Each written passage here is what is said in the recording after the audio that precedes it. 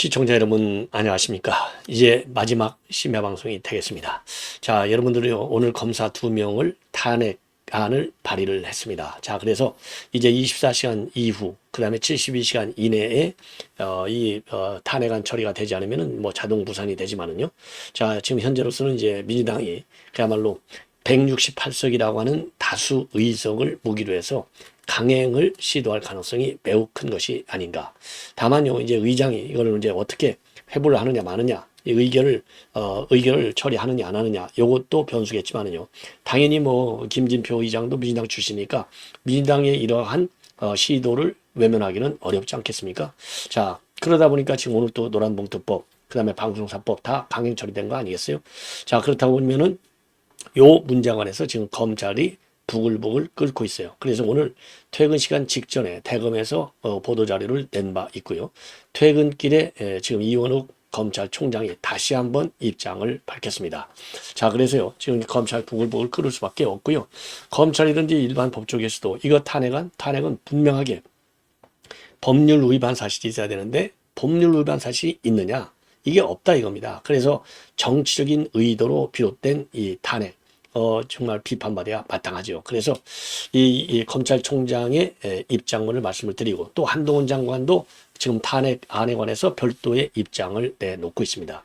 그리고요, 또 오늘 한동훈 장관은요, 지금 박수홍 민주당 의원하고 미국 법무부, 이 국방부의 홈페이지하고 대한민국 법무부의 홈페이지, 요거를 비교하면서 박수홍 의원이 이제 액션 센터라고 하는 게 뭔지 아냐?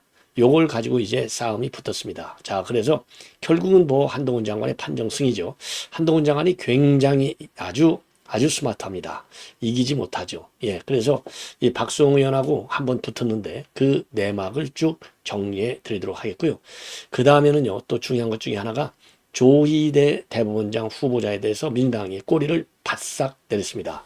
자, 왜 바싹 내렸을까요? 요 점도 다시 한번 여러분께 분석해 드리도록 하겠습니다. 그래서 맨 먼저요, 지금 민주당 이 조희대 지금 대법원장 후보자에 대해서는 상당히 호의적 첫 번째 공식 입장문을 내놨습니다. 자, 한마디로 이제는 통과시키겠다는 겁니다. 쉽게 얘기해서.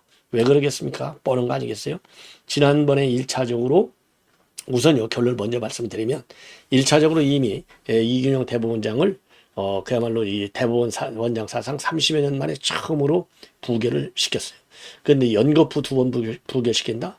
지금 내 사법수장이 없어가지고 지금 굉장히 어려운 시국이 아니겠습니까? 자, 이렇게 되면 자기네 좌파 대법원장이 물러나니까 보복 차원에서 인사 카드로 치사하게 지금 붙고 있다. 이런 비판을 면하기가 어렵고요. 그리고 사법부 체계, 진짜 이재명의 방탄을 위해서 사법부 수장까지도 카드로 활용하려고 하는 정치적 계략. 요것도 비판을 받기에 충분한 것 아니냐. 그리고 더 중요한 이유는요, 2014년도에 저도 이미 말씀을 드렸지 않습니까? 지금 이제 조희대 대법원장 후보자가 2014년도에 대법관이 될 때 청문을 했어요. 그럴 때 딱 4명만 반대를 하고 완전히 만장일치로 통과를 시켰습니다. 그 당시 인사청문회 위원장이 지금 현재 한전 사장으로 있는 김동철 의원이 인사청문 위원장을 했어요. 인사청문위원장님 그 당시 민주당이죠. 예. 자, 민주당 의원마저도 아주 훌륭한 분이다. 극찬을 했어요. 심지어 박범계, 진선미까지도 찬성을 던졌습니다. 이게 제가 그랬잖아요. 2014년도 지금 이제 8년, 그러니까 딱 10년이 됐는데, 자, 대법원장, 대법관 딱 6년 했어요. 나머지 지금 이제 2020년도에 퇴직했으니까 2, 3년 동안 성균관 대학에서 후학을 키우는데 전념을 했습니다. 이 정도면 이제 대법관들이 이제 문제가 되는 게 뭡니까? 그야말로 로펌에 가가지고 고액 연봉을 받는 고문하는 거 아니에요? 요거를 안 한 겁니다. 그런데 지금 제가 자료를 보니까 2014년도에 대법관 청문회를 할 적에도 나는 돈벌이 나서지 않겠다. 이 얘기를 분명히 했는데 그대로 약속을 이행한 거예요. 그래서 이러한 몇 가지 이유로 인해서 민주당이 지금 느닷없이 말이죠. 이거를 갖다가 제동을 걸어가고 또 2번째 부결시킨다?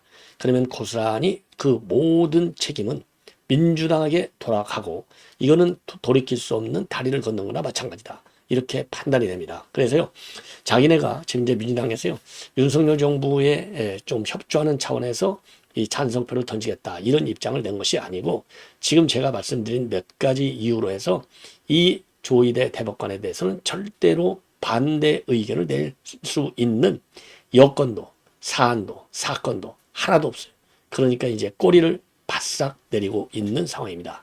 자, 그러면은요, 지금 이제 뭐라고 입장을 내놨는지 여러분께 이제 말씀을 드리도록 하겠는데요. 자, 이 입장을 내놓은 사람은요, 바로 홍익표 원내대표가 오늘 공식 자기네 내부 회의에서 입장을 밝혔어요. 철저히 검증을 하겠지만 기준과 원칙에 맞는다면 동의하겠다. 예, 이렇게 입장을 내놨습니다. 그러면 원칙과 기준가 뭐냐? 첫 번째가요, 사법부의 독립성을 지킬 수 있는 인물이냐. 사법부 독립 당연히 지키죠. 평생 법관을 해왔는데, 대법관까지 했는데, 그 다음에 국민 눈높이에 맞는 도덕성, 높이를, 국민 눈높이 넘친다. 이렇게 보여집니다. 그리고 세 번째, 사법부 수장으로서 역할을 다할 수 있는 역량, 충분하냐? 넘칩니다. 이것도 넘쳐. 자, 그래서 이 기준과 원칙에 부합하면 임명 동의안에 동의할 것이다. 이렇게 입장을 밝혔는데요. 다만 이 홍익표의 경우에는요, 조 후보자의 보수 성향, 요거에 대해서는 일체 언급을 안 하고 있습니다. 자, 그런데요, 지난번에 이균용 후보자 지명 직후에는요, 뭐라고 입장을 밝혔느냐? 김명수 대법원장의 사법부를 전면으로 부정하는 것 아니냐? 왜? 이균용 후보자도 이제 보수 색채가 있지 않습니까? 자, 그랬는데 오늘은 그런 얘기를 안 하고 있어요. 자, 그러면은요, 지금 조희대 후보자는 오늘 첫 번째 언론가의 질문 답변에서 한평생 법관 생활을 하면서 한 번도 좌우에 치우치지 않고 중도 길을 걷고자 노력했다. 이렇게 입장을 밝혔거든요. 자, 그러다 보면은 지금 이제 본인도 보수 성향, 소수 의견 등 거에 대해서 민주당이 이제 비판하고 들어오고 이거 태클을 걸 것이다. 다 아는 것이죠.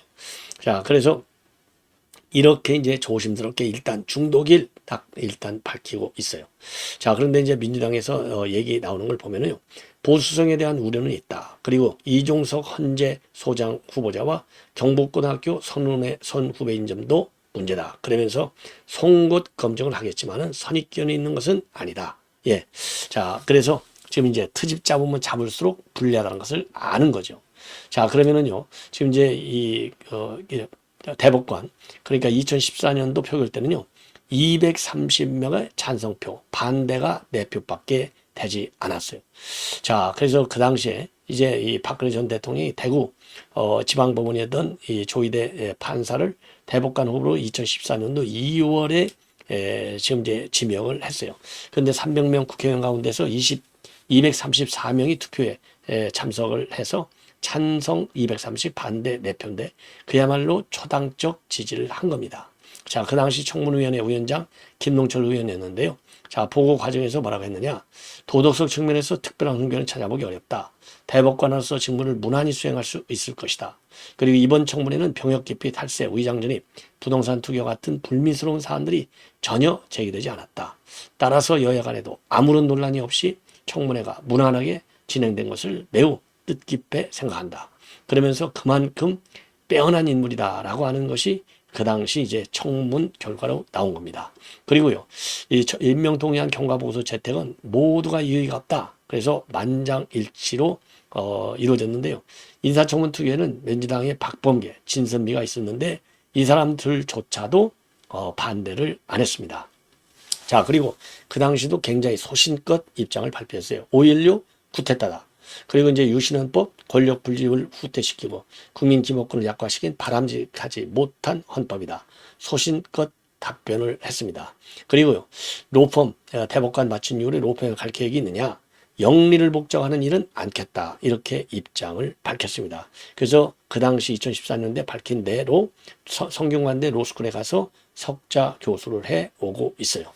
자, 그래서요, 지금 이제 이 정도가 되면은 뭐 완벽한 분이 아닌가. 그래서 제가 참고자료를 찾아봤더니요, 2014년도 공직자 재산 공개 당시에 보면은요, 재산이 2014년도 기준입니다. 9억 589만 원. 예, 그러니까요, 지금 한 뭐 더블 쳤다고 해도 20억 내외 정도가 되지 않을까. 그래서 굉장히 뭐라고 그럴까요? 이 재산, 이 돈에는 별로 신경을 안 쓰는 분인 것 같이 보여요. 그러니까 로펌도 안 간다는 거 아니겠습니까?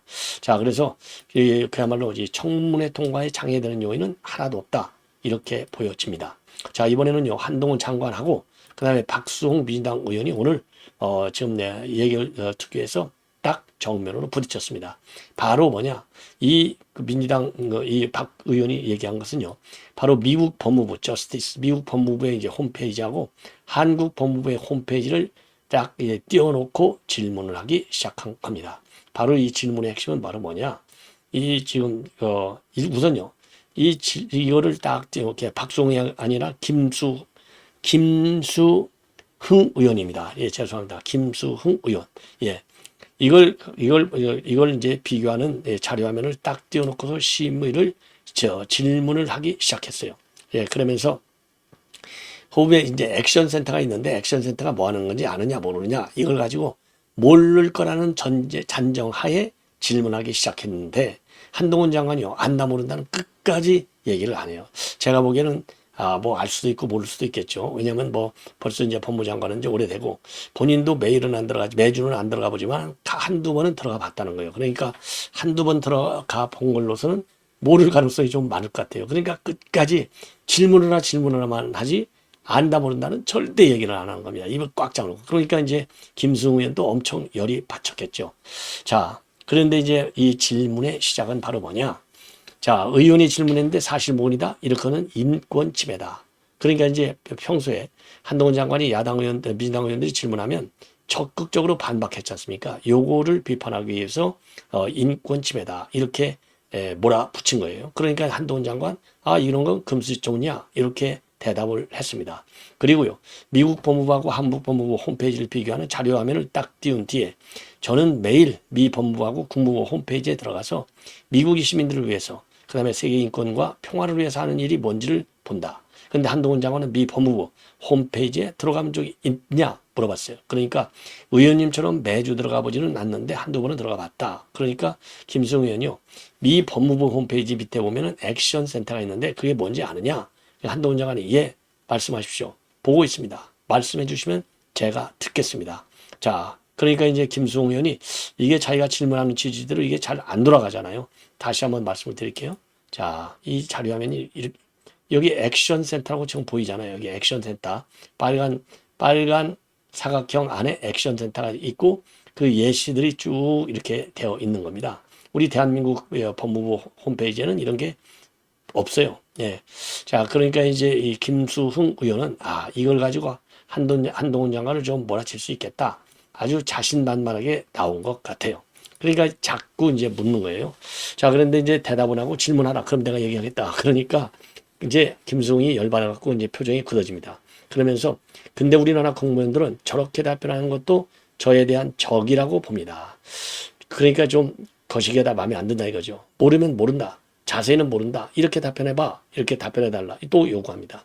그러니까 한동훈 장관이 저는 제 방식대로 답변 드릴 테니까 질문해달라. 그러니까 김수영 의원이 또다시 저는 본회의장에서나 이런 데 보면 의원들 간의 개인적인 인권 침해 사례가 많이 발생하는데 정부 부처 장관들 답변이 굉장히 인권 침해 사례가 많다. 지금 한 장관께서 말씀했듯이 의원이 질문했는데 사실 무근입니다. 말도 안 됩니다. 터무니없는 질문입니다. 비상식적입니다. 이렇게 답하면 이건 미국에서는 대표적인 인권 침해 사례에 들어간다. 이렇게 주장을 했어요. 그러니까 한동훈 장관이 그게 인권 침해라고 말씀하셨나요? 저는 금시초문입니다. 이거 얼마나 김승희 열받겠어요. 그러니까 김승희가 뭐라고 하냐면 인권을 가진 자존심, 있는 자존심, 상위층 중심으로 바라보면 그런 생각을 하게 된다. 검사들도 미국 홈페이지에 들어가 있는 액션 센터에 들어가 봐라. 이렇게 지시 좀 하라고 얘기해요. 그러면서 재차 액션 센터가 뭔지 아시냐? 모르면 모른다고 하라. 그러니까 한동훈 장관이 말씀하시라. 듣고 있다. 예. 그러니까 이제 할 수 없이 김승우 의원 본인이 이제 액션 센터를 설명하는 지경에 이르는 겁니다. 그래서 미국 국민은 누구나 자기 신상과 관련된 범죄 신고, 차별이나 인권 침해 사례, 그 다음에 법무직원에 대한 불만 신고, 실종자 신고, 무기 등록 이런 것들에 대해서 접속해서 신고를 할 수 있는 시스템이 액션 센터다. 이게 무슨 의미냐? 정부가 항상 내 곁에 있다는 것을 보여주는 것이고 저는 여기서부터 인권이 시작되어야 한다고 본다. 그러면서요. 법무부가 이런 일에 앞장서야 되고 각 중앙부처나 지방자치단체에 인권과가 하나도 없다고 주장했습니다. 자, 하지만 한동훈 장관은요. 법무부에 인권국이 있다. 실제로 법무부 인권국이 있어요. 예. 자, 그러니까 이제 김승희가 미국 거는 열심히 챙겨봤지만은 한국 거는 지도 챙겨보지 않은 거예요. 그러니까 이것도요. 이 한동훈 장관이 액션센터를 아느냐 모르느냐 요거를 캐려고 아주 집요하게 준비를 해왔는데 결국은 자기 기대만큼 한동훈 장관을 밀어붙이지는 못했다. 이렇게 결론을 낼 수 있습니다. 자, 그리고요. 이번 탄핵안과 관련해서 이제 법무검사 둘이잖아요. 손준성 대구검 차장검사, 이정섭 수원지검 2차장 검사 탄핵 소추를 발의했는데 민주당 이재명 수사에 대한 보복과 압박이다. 이렇게 밝혔습니다. 자, 그래서 이거는 이제 지금 우리 국민의힘의 장동혁 의원이 질문을 했어요. 검사 탄핵 상황을 장관으로서 어떻게 보느냐?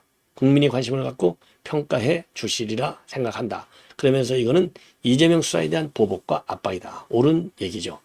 자, 이 정도로 해서 이제 한동훈 장관의 오늘 국회 답변 내용은 이 정도로 마무리를 하고요. 그 다음에는요, 지금 이원욱 검찰총장이 되겠습니다. 자, 이원욱이 아니라 죄송합니다. 자꾸 이원욱이라고 그래갖고 이원석 검찰총장이 되겠습니다. 이원석 검찰총장이 오늘 6시 30분경에 퇴근길에 지금 이 기자들한테 밝힌 입장입니다. 이재명 수사 검사하는 거, 그러니까 이제 이정섭 수원지검 2차장 나를 탄핵하나 이렇게 아주 똑바르게 얘기했습니다. 예, 그만큼 이제 부글부글 끓는다는 얘기 아니겠습니까? 자, 그래서 뭐라고 얘기했냐면요. 민주당의 검사 탄핵 이유를 국민들은 그리고 검찰은 잘 알고 있다. 민주당의 검사 탄핵은 이재명 수사에 대한 보복 탄핵이자 검사를 겁박하고 검찰을 마비시키려는 협박 탄핵, 그리고 당대표의 사법 절차 막아보려는 방탄 탄핵이다. 이러면서요. 탄핵했다면 민주당 이재명에 대한 수사와 기소를 책임진 바로 저를 탄핵해 달라. 이렇게 세게 맞받아치고 있습니다. 자, 그러면서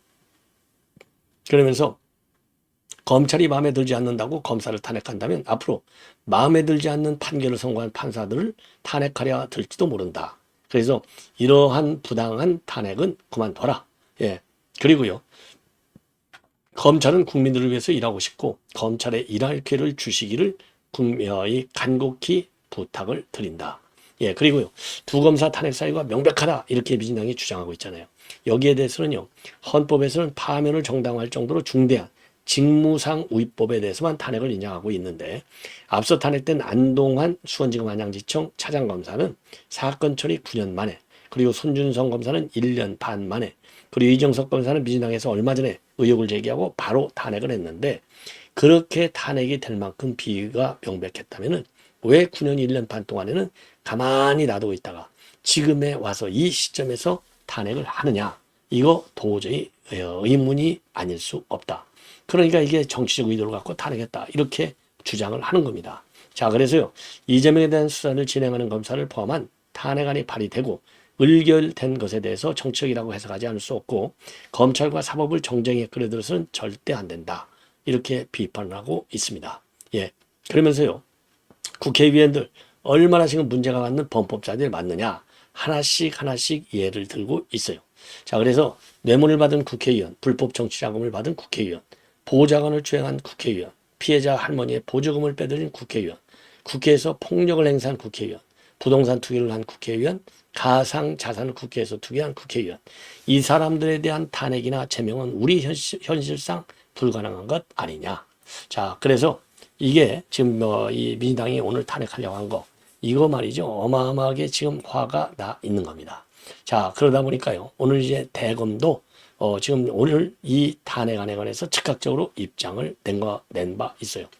탄핵을 통해서 검사들의 직무집행을 정지시켜 외압을 가해가지고 수사와 재판을 방해하려는 정치적 의도에서 비롯된 것이라고 아니 볼 수 없다. 자, 그러면서요. 정치적인 목적과 정당의 이해관계에 따라서 검찰을 공격하고 검사들을 탄핵하는 것은 검찰의 정치적 중립과 공정성을 심각하게 훼손하고 사법을 정치화하는 시도다. 다수에 의한 법치주의 파괴다. 아주 세게 반박을 하고 나섰습니다. 자, 그래서요. 탄핵은 공직자의 파면을 정당화할 정도의 직무상 중대한 헌법법률 위반이 있는 경우에만 헌법 수호 관점에서 인정된다. 그래서 민주당의 탄핵 주장 사유는 의혹이 제기된 단계이거나 재판 절차에서 다투어지고 있는 사안으로 탄핵 사유에 해당된다고 보기가 어렵다. 이렇게 똑바르게 입장을 내놨어요. 자, 그래서 지금 민주당 안에서도요, 이 탄핵 문제 가지고 논란이 많아갖고, 최종적으로 이제 2명은 탄핵으로 가고, 나머지 2명은 이제 공수처 고발로 가는 이러한 단계를 밟기로 내부적으로 결론을 내렸다고 합니다. 그래서 이 2명은요, 이희동 대검 공공수사기획관, 그 다음에 임홍석 창원지검 검사가 되겠습니다. 자, 그래서 이희동 차장은요, 고발사주 의혹과 관련해서 김웅 의원을 불기소한 점, 그리고 임홍석 창원지검 차장, 창원지검의 검사는요, 라임 사건 수사와 관련해서 피의자인 김봉현 회장으로부터 접대를 받고 고발사주 관련 증거를 인멸을 했다. 이것이 이제 민주당이 밝힌 고발 사유가 되겠습니다. 자, 이렇게 해서요, 정말 민주당이 이 아주 무리하게 검사 탄핵, 그 다음에 이동관 방송통신위원장의 탄핵, 요거 역풍을 맞으리라 생각을 합니다. 자, 시청자 여러분, 이렇게 해서 오늘 심야방송 모두 마치겠습니다. 편안히 주무시기 바랍니다. 고맙습니다.